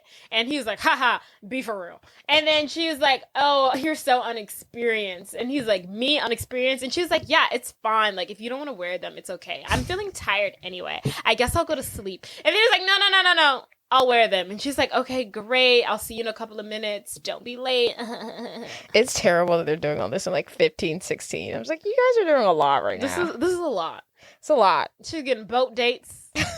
Lingerie. He's saying scaling buildings to just sleep with her. Is this a lot? Right. He's a whore at such a young age. It's a lot. So John puts on the thong and he scales this hotel building and he goes down 3 floors like Kate instructed him. And so when he hops into the room, there's no one in there. The lights are off, and whoever room it belongs to is in the shower. So he hops in the bed, thong and all. And then once the, room patron makes their way out of the bathroom, it is revealed that it is not Kate's room at all, but it is, in fact, the bedroom to the female PE coach. And they are met in disbelief. They both scream out in fear. And he's like, I'm sorry, wrong room. She grabs him by the ear. She pulls him out in the hallway, thong and all. And everyone comes out into the hallway. Everyone sees him in the thong. Why would that teacher do that? I think that's a fair punishment. I think that's fair. I would too. I'd be like, let's go. No. I think it was a bit... I don't think that. I think what she did was fair, was valid. You tried to attack me, sir? Right. Like, you know how this would look if someone saw you in my room? True. Me as an educator, 20 years older than you and you underage? Hell no. I'm grabbing your ear and I'm bringing you to your coach. His coach. Like, he was like, what's going... Like, he's probably sick. The coach is so like, sick. What's wrong with you? Like, there's a lot. You're doing a lot. Like, is there something we need to unpack here? Between that last game. Between the outburst, him bearing his soul to Kate in the middle of the game, to now him wearing a thong. He's like, do you need therapy? Right. Do I need to take you out the game? Yeah. What's going on? So the female PE teacher brings him out in the hallway. Everyone comes out in the hallway. Everyone sees. They're taking pictures. She brings him to the head basketball coach. He yells at him. And then that kind of concludes this kind of like spectacle. It must have been 4 and not 3 rooms down. Oops. Yeah, so he locks eyes with Kate. She's like, sorry, it was 4 rooms, not 3. I miscounted. My bad. And then he goes, I know, I would have literally like spat on her. It's so nice that this guy has a strong mental head because he could have like. At that point, watching the movie, I feel like that should have been the point when he's like, this girl is not worth it. Like, and no girl is worth any of this. So, like, you would risk your life hopping over 3 buildings, 3 rooms on a building. You could have died. And then her excuse was, sorry, it was 4, not 3. Right. I'd have been like, you're an idiot. I'm over you. You pushed it too far. The next day, I guess that Monday, because this is the weekend, I guess. That weekend or that Monday at school, of course, people are looking at John crazy again. He wore a thong. Everyone's looking at him crazy. But he goes to basketball practice. He goes into the basketball court, and he's like, shirts versus skins. He takes off his shirt, and he still has the thong on. And everybody's like, bro. Be for real. Why are you still wearing that thong? And then, this was so stupid. He's like, I'm wearing the thong because it's breathable. It has elasticity. It's not too much. It gives you enough control. It's like your best friend. What does he say? A silk hammock. He's like, it's like your best friend wearing a silk hammock. And then they're like, what? And then out of nowhere, he's trying to argue that because he has this thong on, he's like the Michael Jordan of basketball. And he literally does like a double punch front tuck into the basket, into like the net, and is like, yeah, I did all of this because I have a thong on. And then he's like, everyone put one on. The power of the thong. And then they all put one on, and they're all like literally doing what's that move that Michael Jordan does where he's like, flying in the air. Not I believe I can fly. Not Space Jam. Yeah, that. Space Jam, yeah. Whatever. But does that have a name? Space Jam. The song? No, the move where he like literally floats in the air for like 20 minutes. No, I don't think so. They're all doing that. They're literally all doing that because they have this song on. I was like, this is so stupid. This isn't science. But anywho. Yes.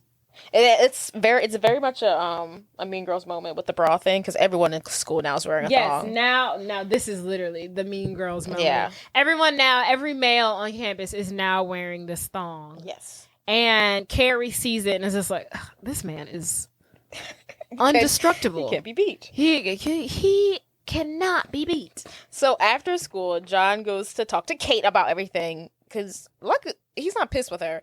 I'd actually be so annoyed at this point. He is not pissed at all. And she's doing the whole standoff thing again. She's giving him the cold shoulder. Exactly. She's like, whatever, bye. And he's like, look, I scaled a freaking building for you. Right. And he's like, and you're giving me the cold shoulder and I don't know why. And then ultimately she reveals that she found out about what he said in the locker room. And he's like, how did you hear that? And she's like, don't worry about it. And he's like, look, that's just locker room talk. I didn't mean it. He's like, I am literally acting so out of my element for you. He's like, I'm doing things that I've never done before. I'm acting how I've never acted before. All for you. And he's like, I'm whipped. And he's like, he takes off his watch. It's probably a Rolex. Mm-hmm. And he gives it to her. And he's like, look, I've never done this before. I don't really know how this works. But he's like, everyone, my name is John Tucker and I'm whipped. And he's like, will you be my girlfriend? Gasp. Gasp. I think and he tells her, he's like, you're the one. I think I actually gasped when he said that. It's been a while since I saw the movie. I was like, now will you be my girlfriend? Not you're the one. He is crazy wild. He's crazy for hook, line, and sinker. They got him. They got him. They tested his affection for her at the away game as planned, and it works. He proved himself. Mm-hmm. So Kate goes to show the girls in the video room the watch, and Carrie's excited. Beth's excited. Heather is concerned. She's like, she's a little jealous. Yeah. She's like, this should have been me. She's like looking at the watch. She's like, what the hell? That should have been me. That's my story. That's my storyline. Now you got it. She's really like pissed. Yes. Like, she's really. The other girls are like, oh my God. And they kind of like move on. But Heather is like, no. She's like, no, this is not happening. And at this point, Kate starts saying like she actually thinks what they're doing is a bad idea and she wants to stop.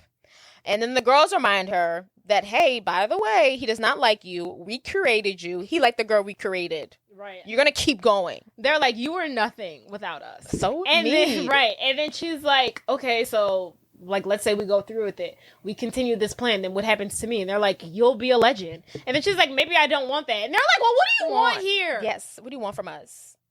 So Kate's basically like, I don't want to do this anymore. The girls tell her, if you're not against John, then you're against us. And then Kate says something pretty profound. And she's like, what are y'all like, what's y'all's problem? Like, y'all are either obsessed with dating him or obsessed with destroying him. And I'm not even gonna lie, I was like, ooh, that one hit home. Right. I was like, ooh, trauma. I feel that.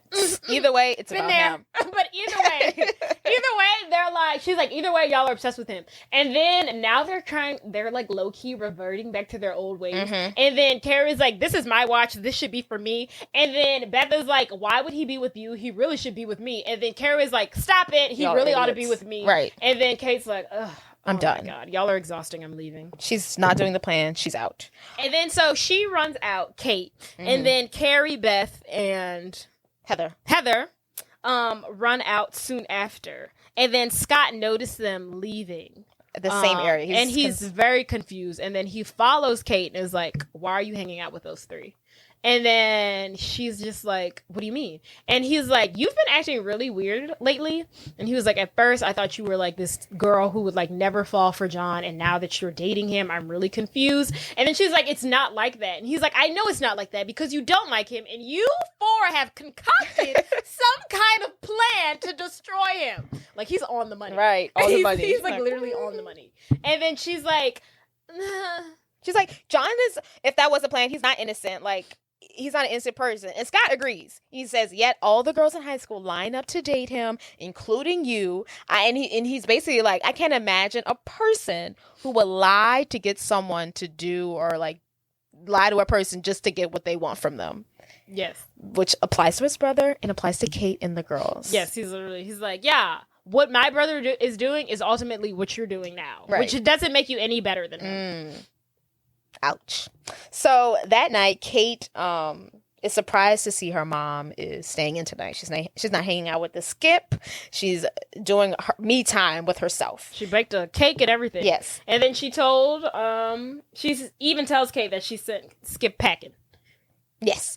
And Kate expresses to her mom that she did all this to be noticed. She wanted friends and she wanted to be seen. And now she doesn't know who her real friends are after all this. And her mom says that she should show everyone who she really is and the person that she is. And they'll either like it or love it, girl. Be who you are. So, this is the night of John's birthday party. It's John's party. First of all, this is the most elaborate party that I've It ever is seen. super It's sweet. giving, yes, I was just about to say, Super it's Sweet giving Super Sweet 16. Yeah, it's Like MTV. Heather was not lying when she said it was mixed with the MTV Movie Awards because this is an MTV Sweet 16 production. Huge. Like, we're at like a club. And it's popping. There's a stage, there's everything, whatever. So John's there. It's his big night, yada, yada, yada. He's getting all his praises as normal. And then so he gets on stage. Everyone's celebrating him. And then Carrie goes up to John's little friend and is like, hey, this is just from all the girls at school. Like, play this. And he's like, sure, I'll play it right now. And she's like, okay, great. Perfect. And then so Kate walks in. John sees her in the distance. And he's like, hey, Kate, come here. Scott also sees her. He's like, what the hell are you doing Oh, yeah. here? Scott's like, why is she The way they look at each other, I'm like, oh my God, that's so like tense. I'm like, oh my God, y'all have like so much sexual tension. They look at each other? They look at each other. Like they look at each other, but he's giving like, why are you here? And she's giving like, I'm on a mission. Oh, like, I don't have time for this right now. It's very quick. But so John's like, hey, Kate, come up here. And then she goes up and she's like, John, I have to tell you something. And then the video that Carrie has handed off is now beginning to play. And at first it's all like happy-go-lucky. It's like, we love you, John Tucker, yada, yada, yada, yada. And he's like, oh my God, this is so cool. And then it's like, cuts to John kind of saying how he loves Kate, yada, yada, yada, and how that's his girlfriend. He's like, isn't this so cool? This is awesome. Yada, yada, yada. He's not concerned where she got this. He's like not concerned at where, like at what point people were recording him. He's not concerned like, why was he not like, how was this recorded? Yeah, he's like, oh yeah, like me confessing my love to her. I'm a changed man. Yeah, totally. Right. I love this. So then snap to, it is now a clip of Kate ultimately being recorded by Carrie saying like, John Tucker, there's a lot of great men in the world, and unfortunately, you're not him. I don't love you. Something like that. Basically, the same thing he told them, but like flip. And you are not him. You're not the one. Yeah, you're not. Basically, she's saying, I don't like you in the recording.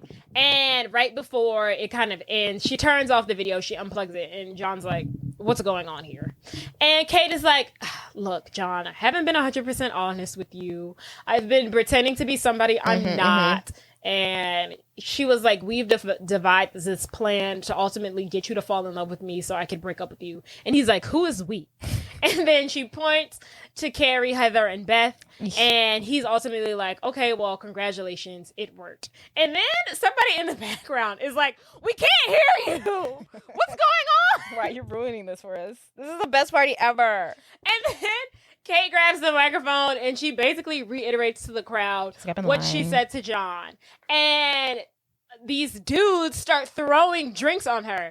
A full drink at her. A full drink. And then that's when Carrie and Beth and Heather step in. And they're like, whoa. Y'all are not about to throw a drink on her. She does not deserve this. And then she was like, so what? We lied. Y'all don't think y'all have ever lied before? And then she was like, yeah. And then Heather's like, yeah, y'all shouldn't be throwing drinks on Kate. Y'all should be throwing drinks on each other. And then they start throwing drinks on Heather, Kate, and Beth. Or Heather, Carrie, and Beth. And then John steps in. He's like, hey, don't do this. Don't throw anything at them. Nice. It's not nice. They're right. I have lied to get girls. And then everyone's like, yeah, and you're awesome. And he was like, yeah, but that doesn't make me a good person. That's not how I should behave. They're like, who cares? Getting girls is hot. And then he was like, yeah, but. And they're like, we don't care, John. We love you. And then he's like, well, I tried, ladies. I don't know what you want me to do. He's like, I'm the man. And then he looks at them and he's like, well, you're right. I'm the man. And then Kate. This is why I don't like this movie. He's like, after all that, he's like, well, I'm still the man. Well, what you want him to do? They weren't gonna agree. He's like, yeah, they're right, folks. You're right, folks. I think it's very realistic that no one's gonna hate him. But no one's gonna. He should be hated. He's vile. Yeah, but I mean, that's the reality of the thing. Ugh. Think about Raquel and Tom Sandoval. We hate Tom Sandoval. We do. But who's gonna get more of the blame, Tom or Raquel? I honestly am surprised at much hate that Tom Sandoval is Lovely. getting. I think people. I feel like people aren't actually talking about Raquel as much as they're talking about Tom Sandoval. I feel like Raquel's never going to be able to bounce back. I think that Tom will. This is correct. She will never come. She will never come back. Be able to recover for this. But I think it's harder. I feel like a guy's always going to win. Like, no one really cares. Like, the girls are always going to lose. No! It's misogyny. Ugh. Society sucks. Anywho, he's like, well, they're right, ladies. I'm still the man. And then so Kate takes it upon herself to take the cake for his birthday. And she shoves it in his face. Yeah. And then he shoves it in her face. And then Kate, Beth, Carrie, Heather, John, they all break out into like a cake fight. But it looks very like harmless and happy-go-lucky. Right. It's like, oh, fun. Ha, we're letting this go. And we're brushing it off. Which is random. I mean, it's just high school. Whatever. They were probably all using each other for different things. The brother did say at one point that when Scott, when he was talking to Kate, he was saying like the reason why he likes Kate so much is that he felt like this was the first honest relationship that he ever had. Like a lot of people just used him, like, or just like into him because he's a popular boy, like trying to get some, you know. Oh, woe is him. Right. Boo. I know. Yes. But yeah, you're using these girls. Like, right. Whatever. No, it goes. Whatever. Both ways, but one way is super harder than the other. The next day at school, Kate approaches John. She's like, hey, John. She's like, I'm sorry about everything, yada, yada, yada. They have like this moment. And he's like, no, like, I'm going to work on being a better person. Mm-hmm. He's like, I'm sorry for what I've done and who I've been in the past. We're good. He's like, I hope we can be friends, we can move from this. They go in for a hug, they bump heads again. She bobbed when he tried to weave, and they just shake hands, and he's like, I'll see you around, and she's like, I'll see you around. Love. And they have this like cute little lingering look. I think he still likes her. Yeah, the idea of her, but I feel like that wasn't a real her. And she gives him back his watch, and he's like, thanks. And then he's off. And then Scott pulls Kate aside, and he's basically super happy that she confessed to everything. You know, now that the everything's cleared out, you know, now we can have a relationship, and now we can date. Right, now that me and you can date. Yeah. Ultimately. He asked her to be her lab partner again, so basically they're boyfriend girlfriend. I mean, obviously. Basically, they're going steady. Yeah, and it's basically hinted that the two will be dating. They're super cute. I love them. Yeah. I think they're the perfect match. Yeah, they're cute. Yeah. And then so Carrie, Beth, and Heather see this exchange. They go up to Kate and they're like, oh my God, you like the other Tucker. And they're like, oh my God, we're going to do this and then we're going to plan this and blah, blah, blah, blah. And Kate's like, no, chill out. Let's just hang out tonight. Right. And they're like, I mean, I guess we can do that. Best friends. And then we see John. Do you want to explain this And so Kate is like, ultimately, because Kate is also the narrator of this film. Right. And then she's like, and John did grow up and he never lied to another girl again. But now we see John go up to one girl and is like, hey, Sarah, this is Kelly. Both of you are my girlfriends. I think we can make this work. So he's being honest, but still being garbage. He's trying to start a polygamous relationship. He's ahead of his game. He's trying to be polyamorous. Yeah, so young. Ultimately. Why is this man so horny? He's like a sex addict at 15. Like, dude, calm down. Look, I know a John Tucker, and it's not going to end well for him. I promise you that much, everyone. It's not. Hopefully he finds one girl that he can be with, but or a prison cell. But I will say everything ends happily. This is one of my favorite movies. Jace apparently doesn't like it. I love John Tucker Must Die. I love it because I love when women come together to destroy a man. But they don't destroy him. He lives. The monster still lives. But the main thing that they took away from this is their friendship. And that's, you know, they came together with a common hatred and they grew, you know, together as a friend. They didn't need the man. They needed each other. And that's the lesson of the story. Forget the men. Hang out with your girlfriends. Whatever. Boo! John Tucker! I love this movie. But I like it solely for Penn Badgley. I love him. He's so beautiful. I hope nothing ever bad comes out about him. I will die. Upsetting. That would be so upsetting. I feel like every time I say a good thing about an actor, like literally a couple days later, like, he's a murderer. And he's so, like, great. Yeah, he's so down to earth. Yes, he's so chill. He hates Joe. And he's like, yeah, Joe sucks. Yeah, No, I feel like he lives in like a studio apartment. Right. He's just such a hipster. He just seems like such a kind man. he I feel like he's the if it's yellow, let it mellow. If it's brown, flush it down type of guy. He's just so earthy. He's so simple. go with the flow. I just love him. I love his vibe. I love when he posts that random video with that black guy and he's supporting his music. And I'm like, what is this friendship that you support his music? I love it. Right. He's so nice. Love him. We hope for great things. Yes. But that's all we got here. Yeah, that's all, folks. Out. Don't forget to rate, subscribe, view, tell your friends, download. Like, rate, subscribe. Tell me review, things. Yeah. Comment, even if it's a bad comment. Bye. Bye. Adios.